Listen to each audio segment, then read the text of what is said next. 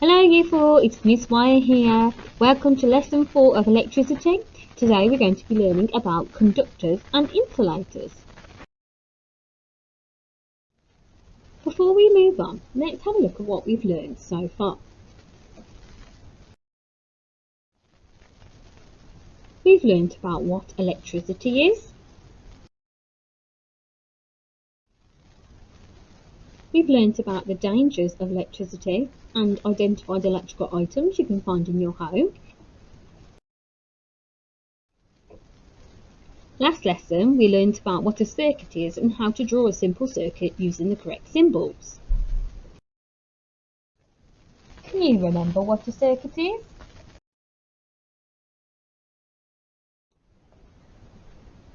Well done if you got it right. If you didn't, don't worry, you can look back at last lesson and revise it again.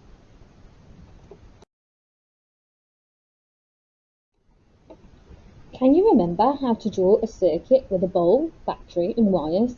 I bet you do. Give it a go. Let's see if you get it right. Well done, super scientists. If you got it right, you give yourself a big pat on the back. If you didn't, like I said before, don't worry, you can go back to last lesson and revise it again. In today's lesson, we are going to have a look at conductors and insulators. Your target for this lesson is to understand what conductors and insulators are and to be able to give me some examples. So, conductors and insulators. To put it simply, conductors are materials that allow electricity to flow through them easily. Insulators do not allow electricity to flow through them. Have a look at this video. You can either type in the link on your internet browser or go to Google or another search engine and type in BBC Bite Size Video, Conductors and Insulators. Have a watch. See what you can learn. Conductors. Some materials let electricity pass through them easily. These materials are known as electrical conductors. Many metals, such as copper, iron and steel, are good electrical conductors. That is why the parts of electrical objects that need to let electricity pass through are always made of metal. Metal is used in plugs to allow electricity to transfer from the wall socket through the plug and into the device, like a radio or a TV. In a light bulb, the metal filament conducts electricity and causes the light bulb to light up.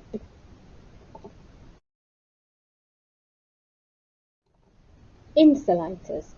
Some materials do not allow electricity to pass through them. These materials are known as electrical insulators. Plastic, wood, glass and rubber are good electrical insulators. That is why they are used to cover materials that carry electricity. The plastic covering that surrounds wires is an electrical insulator. It stops you from getting an electrical shock. Right, let's talk about this in a little bit more detail. So, electrical conductors allow electric current to flow easily because of the makeup of their atoms. In a conductor, the outer electrons of the atom are loosely bound, and that means they can freely move through the material when an electric charge is applied. Metal materials such as copper, iron, steel and aluminium are all good conductors of electricity. The opposite of a conductor is an insulator. An insulator opposes the flow of electricity. Now, insulators are really important because they keep us safe from electricity so we don't get an electric shock. The wire that carries electricity to your computer or your TV or Xbox or whatever electrical item it is, it's covered with a rubber-like insulator that protects you from getting electrocuted. Good insulators include glass, the air and paper. Here we can see a copper wire and it's got a copper wire conductor on it. So we've got an electrical cable with a copper wire conductor and covering that is a plastic insulator. So the copper wire is being a conductor, it's allowing the flow of electricity, whereas the plastic insulator is stopping that flow of electricity from electrocuting you.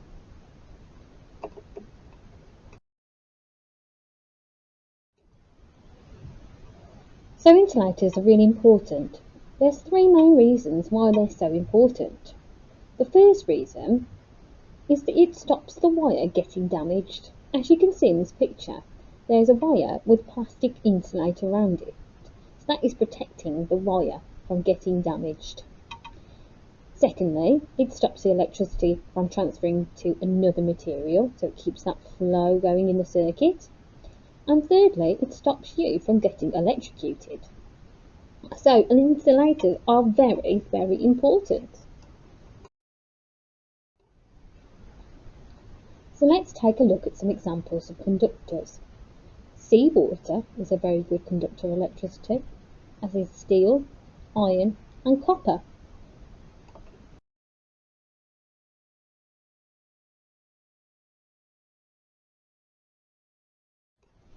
Some examples of insulators include glass, rubber, oil and plastic. Here are some more examples. Pause the video so you can take a closer look. Okay, super scientists, it's time for your tasks for today's lesson. Your first task is to answer this question. Can you remember the three reasons why electrical insulators are so important? I bet you can. Write down the three reasons and then we'll see if you got them correct.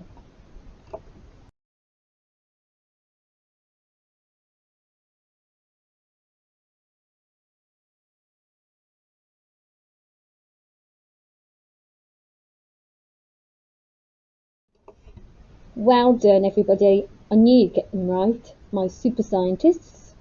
So it stops the wire from getting damaged, it stops the electricity from transferring to another material, and it stops you from getting electrocuted, which is very important. Well done all.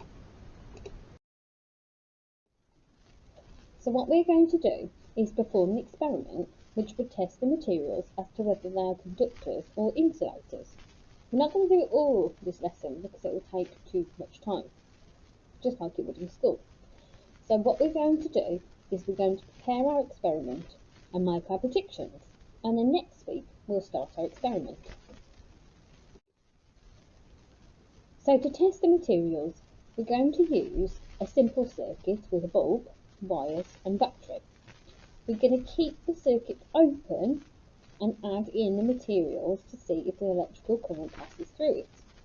If it does, then the material will be a conductor, and if it doesn't, the material will be an insulator.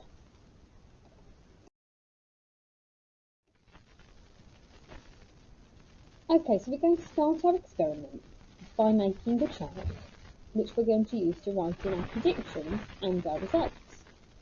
The first column is called name of material. The second is the prediction column, where we're going to write if we think the bulb will light up and whether it's a conductor or insulator. The third column is for our results. Does the bulb light up? Yes or no. And the fourth column is for you to use your results and make a conclusion. Is it a conductor or is it an insulator? Draw this table using the paper from your home learning pack. Don't forget to pause the video so you can copy it down.